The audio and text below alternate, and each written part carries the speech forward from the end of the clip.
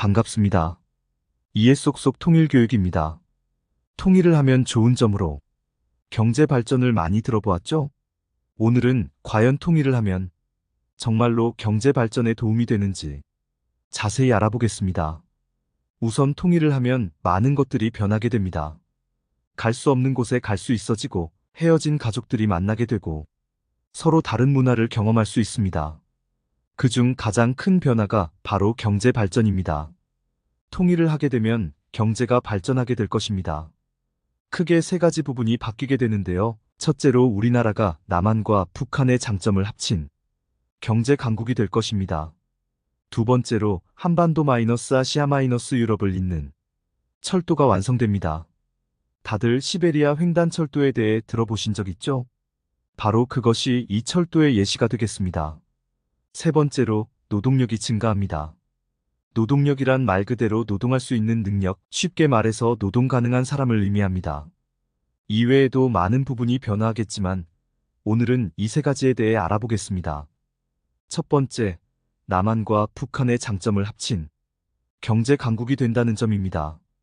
과연 남한과 북한의 각각의 경제적 장점은 뭘까요? 또 그것들을 어떻게 합치면 무슨 효과가 있을까요? 우선 남한은 북한에 비해 자본이 풍부합니다. 잘 아시다시피 대한민국은 자유시장 경제를 택하고 있고 북한은 경제활동에 꽤 제약이 많습니다. 2023년 기준 GDP를 비교했을 때 대한민국 남한이 북한의 60배나 된다는 조사 결과가 있습니다. 대한민국의 GDP는 전 세계적으로도 10위권 정도로 꽤 높은 편에 속합니다. 이러한 남한의 풍부한 자본과 북한의 노동력이 만나면 우리나라가 풍부한 남한과 경제력을 갖춘 아시아 경제 강국으로 성장할 수 있습니다. 두 번째 장점은 유럽 아시아 한반도를 잇는 철도가 건설될 수 있다는 점입니다. 현재는 유럽을 가려면 비행기를 타야만 하죠. 혹은 배를 타고 갈 수도 있습니다. 비행기나 배는 기차에 비해서는 탑승하기가 복잡하고 제약도 많죠. 그런 유럽을 기차를 타고 갈 수 있다면 어떻게 될까요? 여러분 모두 시베리아 횡단철도를 들어보신 적이 있을 것입니다. 위 사진은 시베리아 횡단철도와 함께 아시아 유럽을 잇는 철도들을 나타낸 것입니다.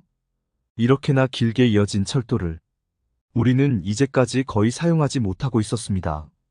별표가 있는 곳이 서울입니다. 통일을 하게 된다면 북한에서부터 대한민국까지 철도를 조금만 이어서 한반도 아시아 유럽을 잇는 철도를 연결할 수 있습니다. 조금만 이으면 되기 때문에 그리 어려운 일도 아닙니다. 이 철도를 우리나라가 사용할 수 있다면 여러 물자도 수송하고 여행도 쉽게 갈 수 있겠죠. 무역이 쉬워지기 때문에 경제는 더더욱 발전할 것입니다. 오늘 소개할 마지막 장점은 노동력의 증가입니다.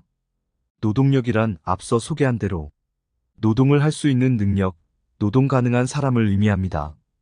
현재 우리나라는 일할 사람이 점차 부족해지고 있습니다.